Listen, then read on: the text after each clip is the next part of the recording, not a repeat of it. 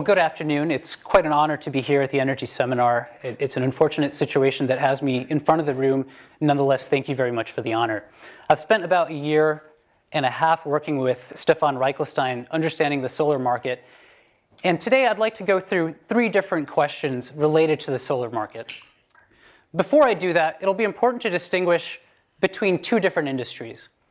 The solar market can be nicely segmented into both the downstream side and the upstream side. And one of the things that has happened over the past couple of years is that the mood on the downstream side has been relatively upbeat, while that on the upstream side has been relatively downbeat. And some of the numbers on this slide start telling that story. On the top, we see the story on the downstream side where solar PV, though accounting for a relatively small share of generation here in the United States, has experienced absolutely rapid growth globally. The installations in the United States have also been growing rapidly, and the figures here really highlight that story. In 2013 alone, we've seen 40 gigawatts of solar power generation capacity come online. And that figure, 40 gigawatts, is equal to the entire cumulative installed installations of solar from the 1970s, when solar was first being applied in terrestrial applications, to 2010. So this is a tremendous growth that we see in just 1 year, what's happened from the 1970s all the way to 2010. And what that's implied is that by 2013, the total global installations of solar PV have reached just about 150 gigawatts. And so we see solar developers, such as Solar City, headquartered just up the highway, doing quite well because of this. On the flip side, and actually before I get to the flip side, we should say that part of the explanation for why the downstream side has been doing so well is that prices have been declining quite dramatically. So if we now shift our focus to the downstream side, to the upstream side, we see that solar panel prices have dropped dramatically. In fact, it's been an 80% drop from 2008 to 2012. And this can be explained by a couple of factors. There have been massive additions to global PV manufacturing capacity. A lot of Chinese firms have started manufacturing and ramped up their manufacturing over the last couple of years. But by all common financial metrics, these module manufacturers have been bleeding financially. Though the situation has started to change, there were issues with respect to the recession and also with respect to the easing of subsidies, especially in Europe, that led to some of the financial issues with solar PV module manufacturers. So now on to those 3 questions that I've promised. The first is electric power generated by solar PV technology currently cost competitive with that from fossil fuels? And in answering this question, it'll be important to make 2 distinctions.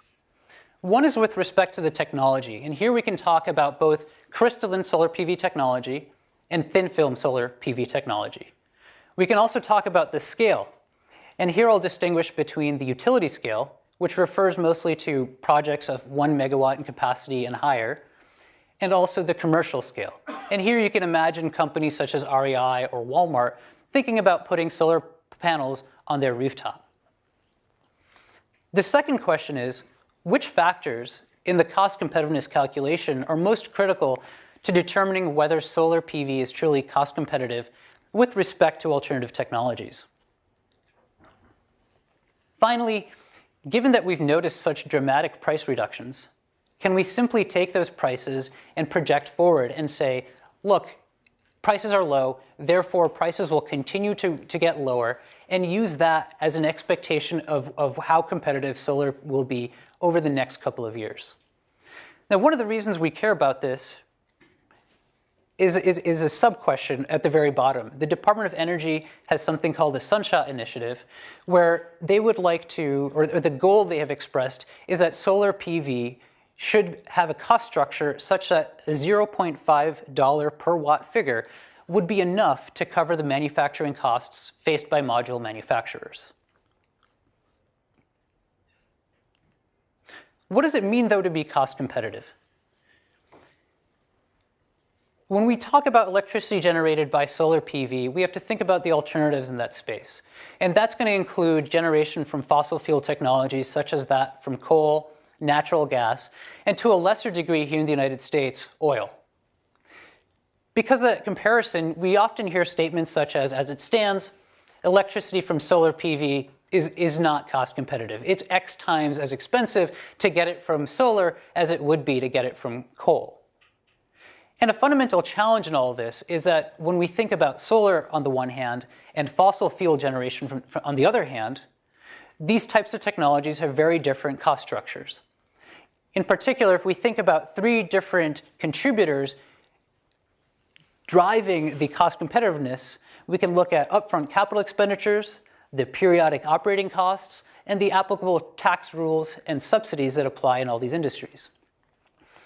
Now, when I talk about fossil fuel industries, you can imagine that because there are ongoing costs of purchasing the coal or the gas or the oil, that a significant contributor to cost competitiveness will be that middle bullet, the periodic operating costs. But the situation is different when we think about solar PV, where actually those operating costs are very low, and the bulk of the cost structure is concentrated in the upfront capital expenditure. So what do? We come up with a common cost metric called the levelized cost of electricity. The advantage of the levelized cost of electricity is summarized in text, and I'll read this out and then offer a summary. The levelized cost of electricity is the constant dollar electricity price that would be required over the life of the plant to cover all operating expenses, payment of debt, and accrued interest on initial project expenses, and the payment of an acceptable return to investors. And so what we have implied here is that there is some average price that a facility would have to receive on every kilowatt hour of output that would then imply that that project would break even. It wouldn't make a profit. It also would not be economically unprofitable. It would just break even. And that's what the bottom bullet point summarizes. The LCOE is a break-even sales price needed to justify an investment in a particular technology, in a particular generation facility. As we define the LCOE, we can decompose it into three different components. And those three different components are at the top of the slide. In particular, there's a term that covers the variable costs, that's W, the fixed costs, F, and then one combined term that has to do with both the unit cost of capacity and what we call a tax factor. And the tax factor is going to summarize all the implications of corporate income tax on the cash flows to a particular investor in an electricity generating facility. Now, income taxes will affect the situation in a couple of ways, right? It will imply quite directly that there are tax liabilities to the investor, but it also implies, given the accounting rules, that there are things called a depreciation tax shield and also something called a debt tax shield. Subsidies, therefore, when they operate at the tax level, have quite an impact to influence the importance of the capacity costs, because they affect delta, the tax factor. In all of this, given that the LCOE is a constant price that would imply that a project would just break even, it ties very closely with traditional corporate finance metrics, such as the net present value. And if we want to find a metric that then implies a break even, then the LCOE must imply that the NPV of all operating cash flows after tax is exactly zero. And so that's the measure that we'll apply to compare the electricity generated by solar to that generated by traditional fossil fuel plants. So in going through this exercise, in understanding what exactly is the levelized cost of electricity from solar, I'll be using best case scenario parameters. And when I say best case, I don't mean to imply that these are unrealistic. They've all been observed in the market. Nonetheless, they're best case in a couple of ways that I'll highlight here. So if I can focus your attention on the leftmost column, where we have utility silicon, there are 2 or 3 parameters in particular that imply these are best case. For example, the module price of 70 cents per watt, until recently, until perhaps the last year or two, had seemed like something that would be best in case. But in fact, we're observing that more and more often. A second thing to point out is this capacity factor of 19.9%. And as I'll explain later, this assumes that the project we're assessing is in a location with a really good solar insolation, that is, a really good solar resource. Finally, I'll briefly comment on the discount rate we use. You'll see here it's 7.5%. This reflects a weighted average cost of capital. The cost of equity that the project would face would actually be higher in the 10 to 12% range. And that cost of equity would depend on, the weighted average cost of capital would depend on the amount of debt that the investor has taken on. So let's look then at what does this imply for the levelized cost of electricity. The top of this slide first has a lot of numbers, but second, it includes all the stuff that I've already showed you. So let's ignore that for a second and go to the bottom of the slide, which is labeled the LCOE calculation. And here I'd like to make 3 points. At the very bottom of the slide, here, levelized cost of electricity, we can immediately see that for this particular application, which is for a commercial scale solar installation, the levelized cost of electricity is estimated at 10.3 cents per kilowatt hour. The second thing to point out is, as I said before, the variable costs associated with this project are zero, virtually zero. The third thing to point out is that the bulk then of this cost, this levelized cost of electricity, comes from these two lines. And the first is that unit capacity cost. As with many other renewable technologies, solar electricity generation involves a large capital outlay and not many costs over the lifetime.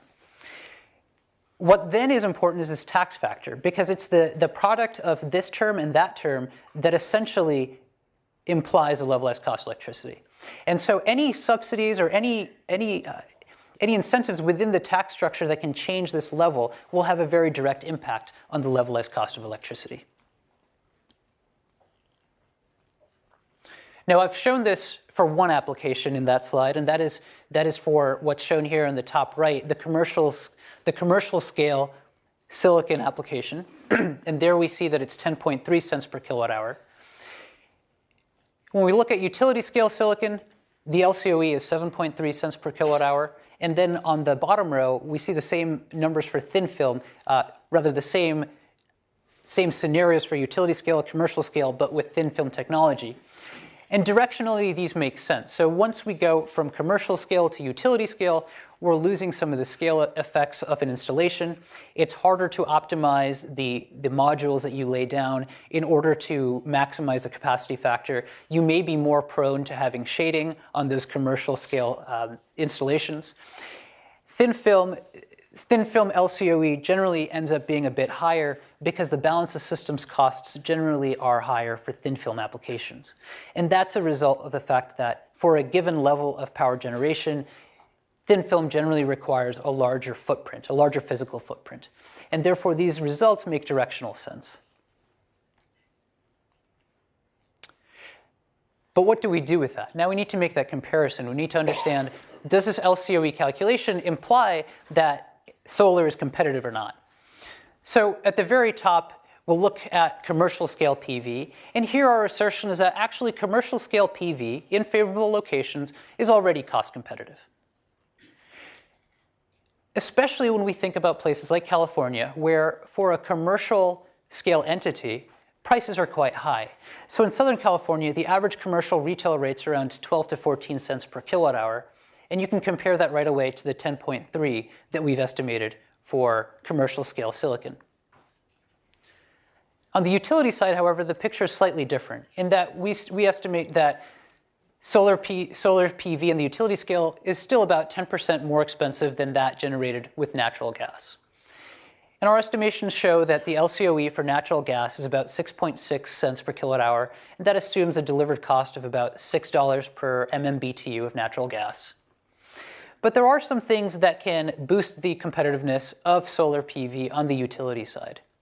In particular, a lot of states have what are known as renewable portfolio standards, and that can give an additional boost to utility scale installations, in that there is something known as a renewable energy certificate that then allows an additional source of revenue to make solar PV installations more cost competitive. When a project developer adds trackers, that can additionally make solar PV installations more competitive. So our calculations suggest that the use of trackers can reduce the levelized cost of electricity by up to 20%. And a final thing to take away from this, from question one, or our answer to question one, is that silicon crystalline and thin film are still running neck to neck. Though silicon crystalline accounts for the lion's share of the market today, it is not as though we can simply say, well, thin film is completely uncompetitive. Within a couple of years, we should expect it to exit the scene. I think it's still a little too early to come to that conclusion. So let's jump to question two. What impacts the levelized cost of electricity? To what exactly is it more sensitive? And just by showing a map, I think I've alluded right away to one of the more important drivers of cost competitiveness of solar photovoltaic electricity. Location is a huge driver. What we're seeing on this map are the effective hours of sunshine per year in different locations around the United States. So there are 8,760 hours per year, and what this map is showing with these numbers is the number of hours per year that a solar facility could actually generate solar power. And because capacity factor is roughly proportional to the insolation factor, this will end up having an impact on the levelized cost of electricity that we measure for different facilities across the United States. On this graph, we'll look at a number of different factors and their impact on the levelized cost of electricity. So to orient you, on the x-axis we show the percent change in different input variables. So it will be, in certain situations, a capacity factor, in other situations, a tax rate, and on the y-axis, the change in the levelized cost of electricity. The percent change, I should say, in the levelized cost of electricity. So if you focus your attention on this line here, we see the impact, the very large impact actually, that the capacity factor has on the levelized cost of electricity. In particular, if we were to cut the capacity factor in half, we'd effectively double the LCOE. And this has a major implication for the deployment of solar photovoltaic electricity in northern regions. So we can imagine places like Germany with lower insolation levels than the southwest United States certainly, or even in New Jersey where there is also quite a push towards solar PV. The implication is that because the capacity factor has such an effect on the LCOE, that certainly will have different implications, or that certainly implies different implications for different locations. Now, there are two other comments I want to make with respect to the sensitivity. One pertains to this green line here, and that refers to the DC system price, or just put more simply, the upfront cost that a project developer must pay in order to install a solar facility. And so given that the LCOE is primarily driven by that upfront cost, it's unsurprising that we see a pretty sharp sensitivity here to that upfront cost. The last thing to mention has to do with the tax rate sensitivity. And so if you focus on this line right here, which is nearly horizontal, you'll see an almost surprising lack of sensitivity to the tax rate. And that is an effect really of the tax subsidies that apply to the solar sector. If we were to remove those, and I'll get into what those are in a second, if I were to remove those, then we'd see actually quite a larger degree of sensitivity to the tax rate itself. But there's an additional wrinkle in calculating the levelized cost of electricity. And that is that we haven't considered the fact that across the hours of the day and across the seasons of the year, there's actually quite considerable variation in when solar power is generated and also in how valuable it is. So it's not the same thing for a solar panel to produce electricity right now as at 3 a.m. in the morning. We simply value electricity differently based on the time of day. So the calculation that we've shown for the levelized cost of electricity is appropriate when either of those things are held constant. So if either the facility were generating power at the same rate at any time of day, or if the value to society of that power were constant over the time of the day, we'd have no further adjustments to make to the levelized cost of electricity. And that's the case when we think about dispatchable sources of electricity. Fossil fuel generation, such as that from coal or natural gas, fits that profile. of having a dispatchable structure and having a generation profile that is similar across all times. That's not the case, of course, for solar, and it's also not the case in many settings that the value attached to a unit of output of electricity is the same across the time of day. So the punchline here is that the basic levelized cost of electricity that I have delivered does not capture any economic value added or any economic value lost because of an overlap or lack thereof of the pattern of power generation or the price of the electricity. So let's see how we can deal with that. But before we do that, I'll show an example of where this actually is important. So what we're seeing here is a generation pattern in San Francisco for a 1 kilowatt installation. On the x-axis here, you're seeing the time of the day, and on the y-axis, the power generation. And there are a couple of things that we can note right away. First, the dark line here refers to the mean level of power generation over the course of the day. And what's noticeable is that the highest productivity is between 10 a.m. and 5 p.m. And especially noticeable is the fact that the peak generation is more than 3 times the average generation. So then the question is, to what degree does this overlap with the value of electricity? If we consider a commercial customer, then this is the price that commercial customer would face in the summer. And this is a small-scale commercial customer in Northern California. So this is a customer of, for example, PG&E. And what's noticeable here, actually let me orient the graph first. On the x-axis, again, we see the time of the day. On the y, the price in dollars per kilowatt hour. And again, that black line, that black horizontal line provides the mean level. And what we can see is a spike in the retail price to 44 cents per kilowatt hour during these summer peak demand periods. So what do we do with the LCOEs? What Stefan and I propose doing is adjusting it with what we've called the covariation coefficient. And the covariation coefficient allows us to still use the LCOE as it's been calculated many times before, but to adjust it with a simple multiplicative factor that adjusts for this level of overlap between power generation and the time of the day. And a nice feature of this covariation coefficient is that it equals 1 if either of the simplifying assumptions are met. That is, if power prices are uniform, or if the facility is generating at a uniform rate across all time. And so that would be the case for a dispatchable energy source for a fossil fuel generator, and therefore there would be no adjustment necessary there. It'd be for these intermittent style technologies, for renewables, that this adjustment would have to be made. And so the application I shared for small commercial customers in the San Francisco area, the covariation coefficient equals 1.17, and the implication of that is that then the LCOE would be reduced by about 15%. So this is a first order effect. We looked at some of the sensitivities. We saw that a change, for example, in the tax rate, given subsidies, wouldn't make that big of a difference.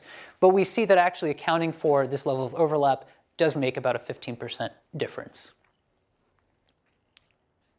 Now, I also promised that I would explain what those federal tax subsidies are. And there are two prominent tax subsidies that currently apply to solar generation. One is the investment tax credit, and the other is the accelerated tax depreciation allowance. And what we see in the middle of the slide here are 4 cells that summarize the impact of these two tax subsidies. So in the upper left-hand corner, you'll see that 10.3 cent per kilowatt hour figure that I've been saying a couple of times today. This is a figure that emerges if we have both that accelerated depreciation and the investment tax credit.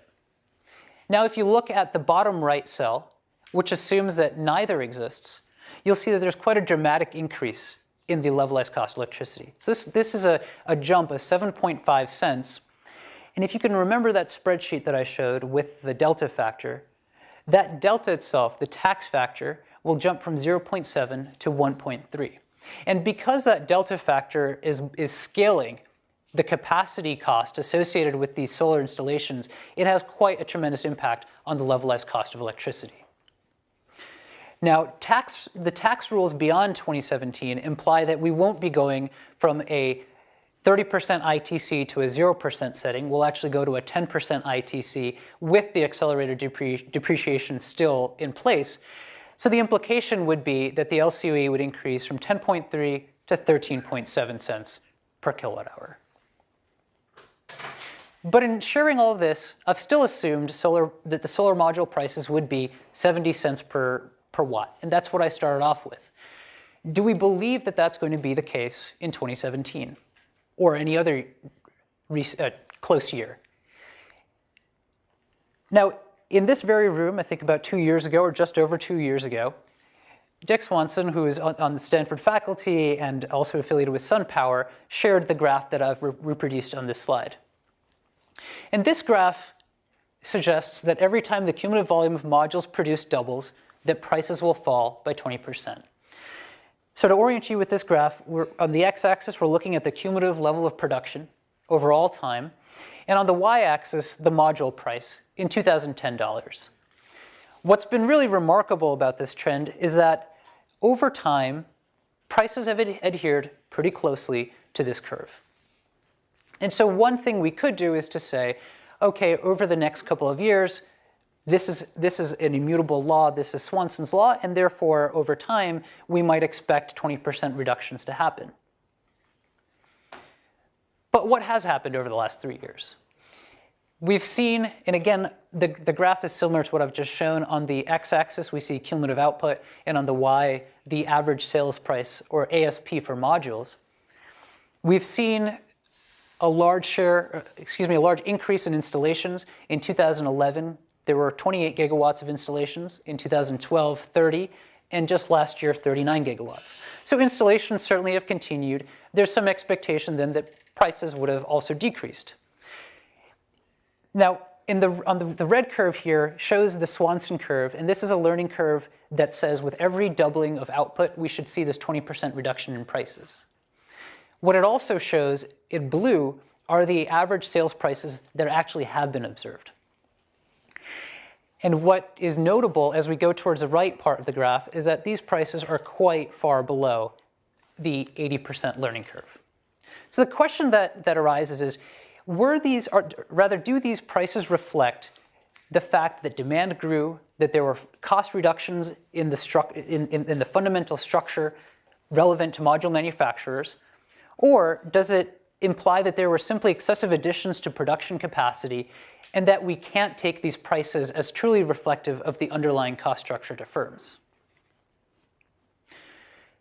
To answer that question, we need to come up with a measure that says, what would we have observed had everything been completely explainable by true reductions in costs? And our definition of that concept is the economically sustainable price. Now, the economically sustainable price is exactly analogous to the levelized cost of electricity that I shared earlier. And that is that it is a break-even price that manufacturers would need to charge to just break even, to cover their costs and receive a normal return on investment. So if you think back to some of your economics classes, there is a notion that marginal cost equals price. And though I'm calling this an economically sustainable module price, this is a reflection of the cost structure of the firm. And in our theory, in our modeling work, we have a concept of a long-run marginal cost that is able to decline over time. And when you have a market structure that is competitive, when you have a competitive equilibrium emerge, our prediction is then that the price will be equal to this economically sustainable module price, which we can think of as a cost measure. What's included in these prices, or rather, I should say costs, sorry for using those words interchangeably, are capacity-related costs. That is, what does it take to actually set up a facility and produce modules? It includes the manufacturing costs. So what is it going to cost to purchase the polysilicon, the aluminum, the silver, etc., that have to go into module production? And finally, it includes period costs. So that is sales, goods, and administrative or R&D costs that the module manufacturer will face. What we do is we analyze sample data from 11 module manufacturers from 2008 to 2012. This represents a collective market share of about 25%.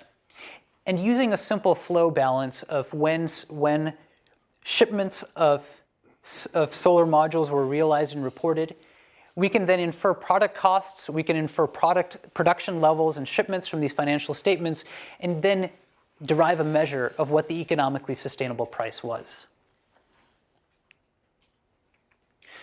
So on this graph, we can see an update to the graph I shared just 2 slides ago. In particular, the green line shows the economically sustainable prices that we've estimated from the first quarter of 2008 to the fourth quarter of 2012. And there are 3 things that I want to point out here. The first is that between 2008 and 2010, the match between economically sustainable prices and the average sales prices observed was actually quite good. The second thing is not only the prices themselves, but also the derivative, the slope of the prices themselves, matched fairly closely. The third thing is that there's a widening gap between 2011 and 2012. And when we look at that green curve from 2011 to 2012, there are 2 further things that we can say. One is that cost reductions, rather that the ESP suggests that there are cost reductions greater than what would have been implied by the Swanson curve. So we can see that the Swanson curve, that experience curve in red, would have predicted price reductions and cost reductions at the red level. But we're actually seeing in our data reductions beyond that. The second thing is that there is still, despite those cost reductions, a gap between the ESP and the ASP. So when we have this motivating question about do these prices reflect true cost reductions or do they reflect excess capacity, the answer is yes, they reflect both. There's a little bit of both going on here. Now, there are 2 implications of this.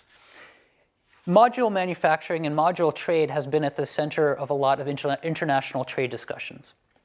And one of the questions of interest is what can we say with respect to what prices should have been observed and what prices would have implied that manufacturers were actually dumping modules in the United States or in Europe.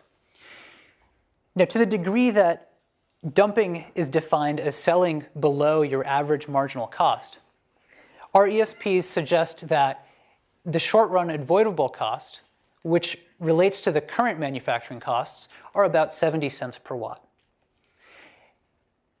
A recent deal between China and Europe suggested that a minimum sales price of 74 cents per watt would apply to modules manufactured in China. And so there is a good match between what we estimate from the data and also the negotiated agreement between China and the European Union. The second is that this analysis of firm-level data allows us to look at to estimate learning rates for both manufacturing and capacity costs, and then to form a perspective about where our costs going to go going forward, and on that basis, given our assumption about a market in equilibrium, where prices will move going forward. Here again is that same graph we've been looking at, and what I've added to this is this gray line going from Q4 2012 down to 2018. And one implication that I want to point out right while we're looking at the graph is that the sunshot goal would call for a price at 0.5 per watt. And if we go out to 2018, our estimates do not suggest that that is going to happen sort of without any additional technological breakthroughs.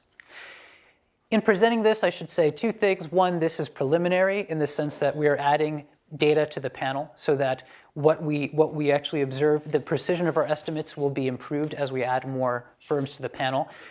The second thing is that this should be, in many cases, interpreted as a best case scenario.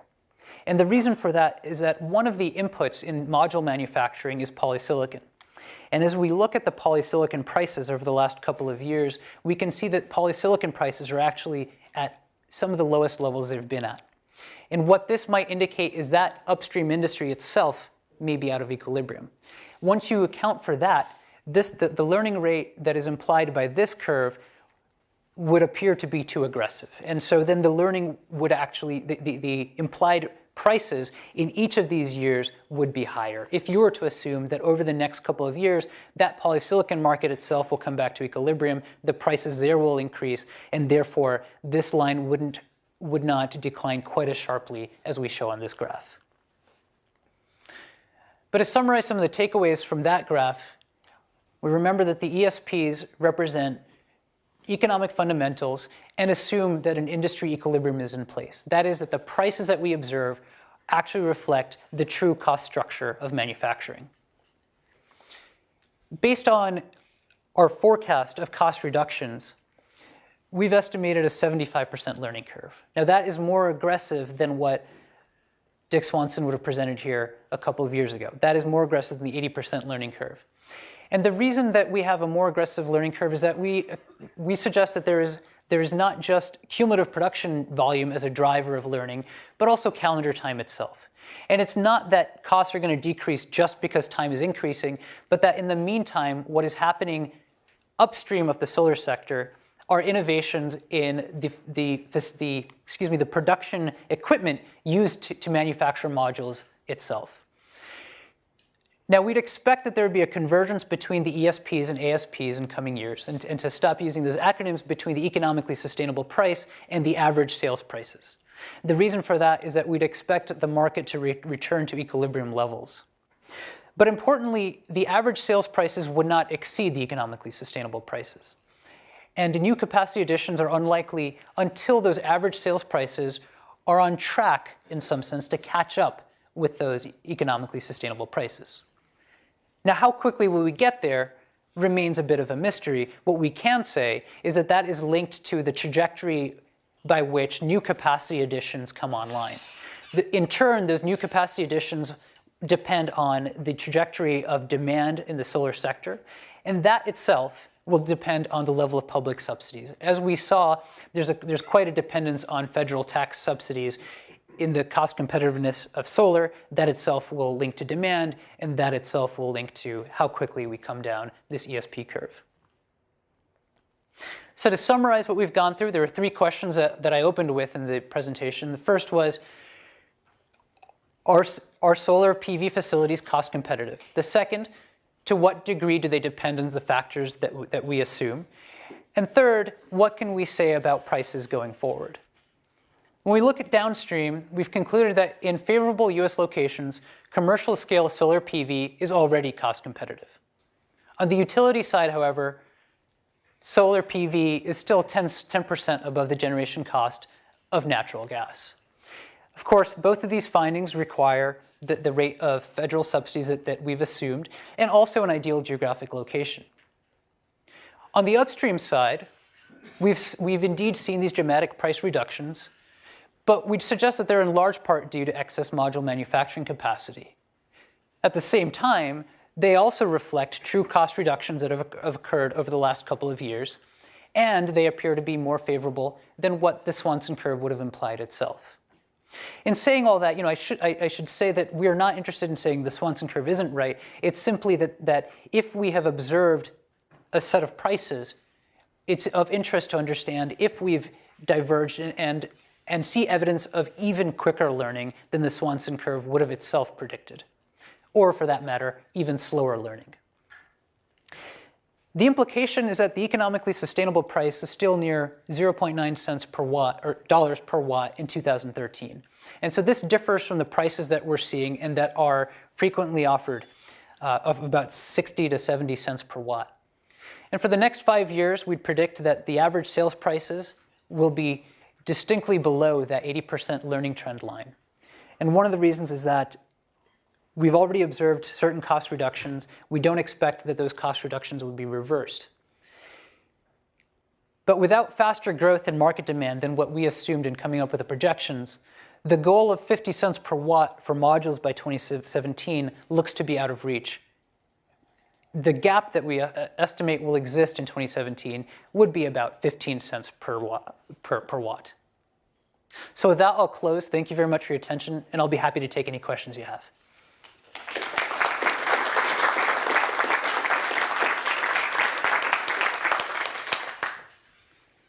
Okay, are there any questions? I understand that balance of systems costs are pretty significant overall, and I wonder if you looked at projecting those costs. We haven't looked at projecting those costs, and I think that you're absolutely right, that's going to be a big driver of how competitive solar is over the next couple of years. Some of the interesting trends I can point to Well, actually, I'll back up and say that the DOE also has a goal that the entire system should come to $1 per watt by 2017. And so if we're estimating that the module itself won't go to 50 cents, that implies that the reductions in balance of systems excuse me, would have to be even more dramatic than expected. There's some evidence that so-called soft costs, that is permitting costs, et cetera, could be decreased. And so analysts have pointed out to the divergence between the US experience and the German experience as a space where as evidence that those costs could actually come down.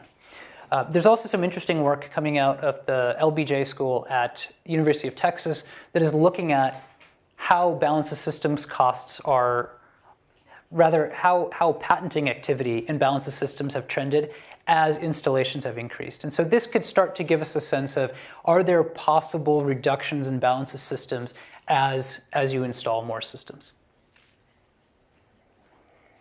Okay, I'd like to particularly encourage questions from students. Hi. I'd like to know if there's, when would you think we could reach an ESP that makes solar photovoltaic energy competitive towards oil? So by towards oil, I'm assuming you mean electricity generation from oil, yeah. Exactly. Yeah. So I think that, so there, it'll first depend on whether you're in a market that subsidizes oil quite heavily, but let's assume that that's not the case. If you're in a market like here in the United States, oil is generally a marginal contributor to electricity generation. And so on that basis, it's really the comparison to natural gas, I think, is much more meaningful, because we'd like to see when is solar going to be competitive with a generation technology that is increasingly providing base load, right? And so that I think is a more interesting comparison. With respect to oil, in many cases, given how close solar PV is to cost competitiveness with natural gas, I would say it may already be there. I haven't looked at those numbers, but directionally I would expect that it would be there. A lot of the utilities are increasingly concerned about distributed generation.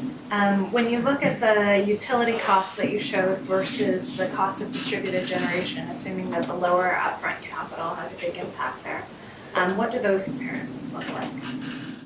So just to make sure I understood your question, there's going to be increasing distributed generation, and therefore, well, so I'll walk through the mechanics here. So if there's increasing distributed generation, the price charged by retail at the retail level may increase, but from PG&E, et cetera.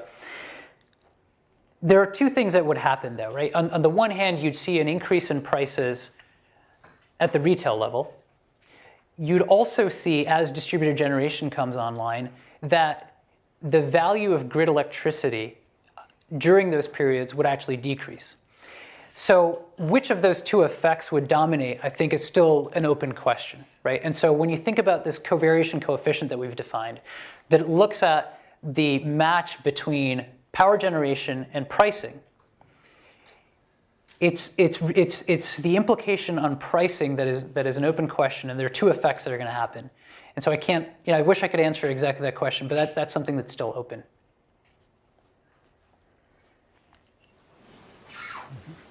What kind of improvements in efficiencies are incorporated into the ESP sort of pricing model? I mean, Dick Swanson himself and his company anyway just announced that they're anticipating higher than expected efficiency increases within the next few years. So.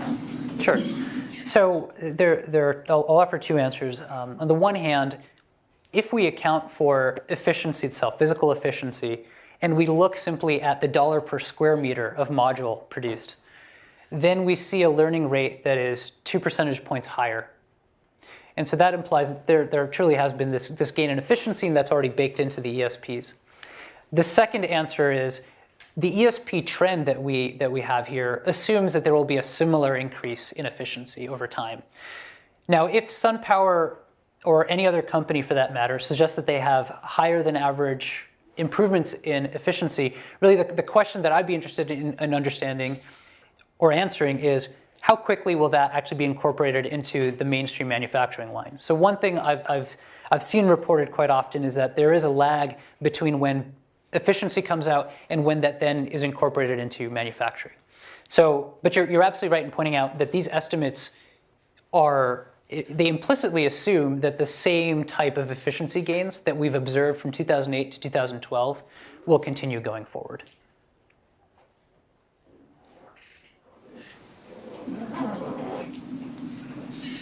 When you have like a significant production from solar, more perhaps like in Spain or in Germany, don't you think that you also need to take into consideration the upfront cost of the gas plant itself? Because you still need to use the gas plant anyway.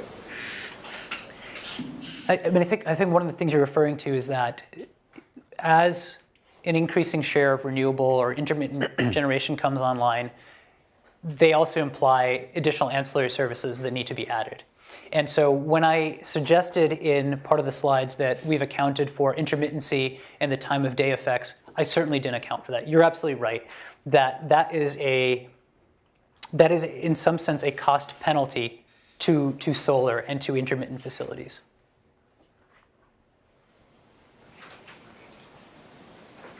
National Renewable Energy Labs several months ago said that like 6 hours of storage for a thermal plant would be worth 3.85 cents per kilowatt hour in additional value to the utility solely because of time shifting and deferred equipment, not even looking at the fact that that can be the stable, the load conditioning factor.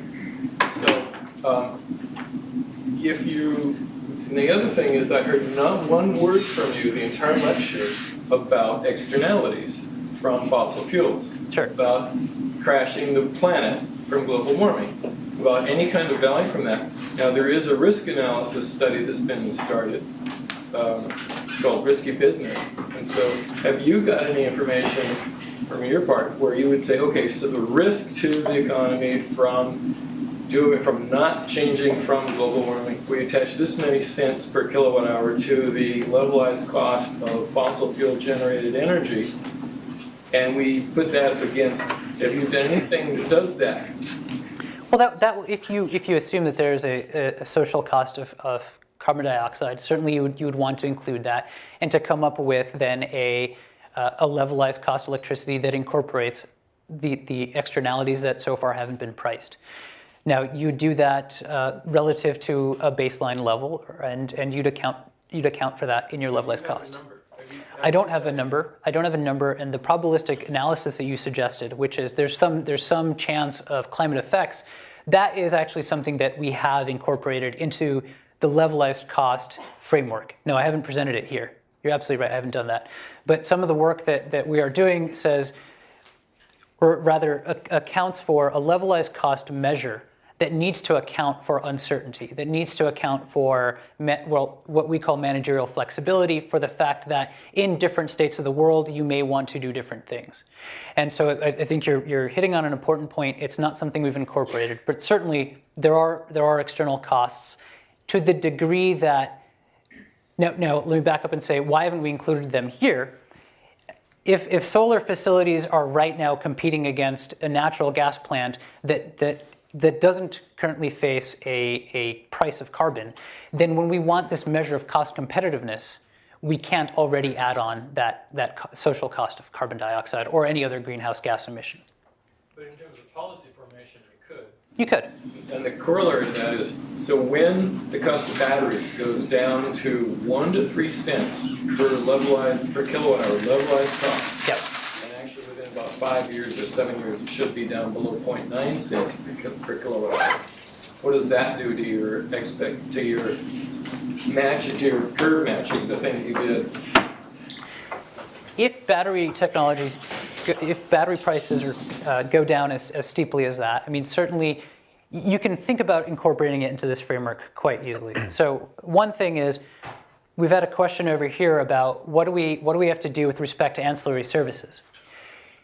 If we have battery technology that is cost competitive, you can get an upper bound then on what is it going to cost to actually from a network perspective, install solar PV technologies. And the way that one could do this is the following.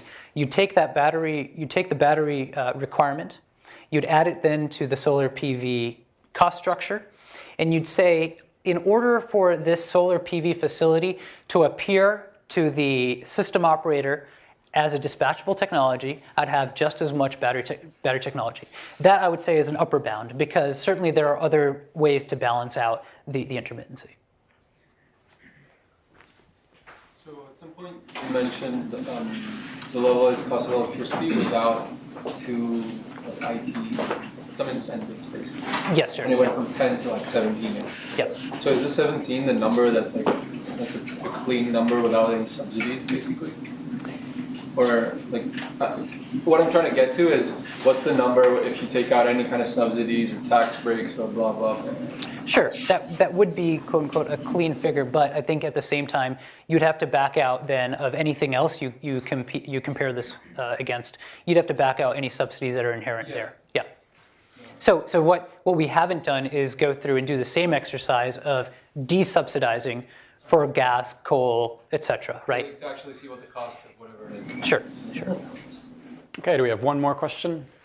There was a time in the 80s when semiconductor chip manufacturing got out of balance. Yep. And it was actually trade policy that had the impact of raising memory prices. And do you worry that that could happen here, where anti-dumping legislation might come in, so that the forecast that you're seeing could be overridden by trade policy? So in particular, if I could constrain the question, in the United States, let's say the United States puts up a protectionist policy, could then the price of solar modules increase? And I think that this is it's a concern, right? Anytime you put on a constraint on trade, certainly you would be exposed to the potential, if your manufacturing sector isn't as competitive as a global sector, that the costs internally will increase. And I think that there are cases around the world where there are restrictions on where the solar module must have come from, where that may be happening. And so there are, in particular, classes of policies known as domestic content requirements that attempt to tie the development of solar PV or any renewable technology to the growth of domestic industries. And anytime you put a constraint on, you'd expect that prices certainly won't decrease for that product, but they're unlikely, they may or may not increase. It depends on the level of competitiveness of your industry. Okay, please join me in thanking our speaker.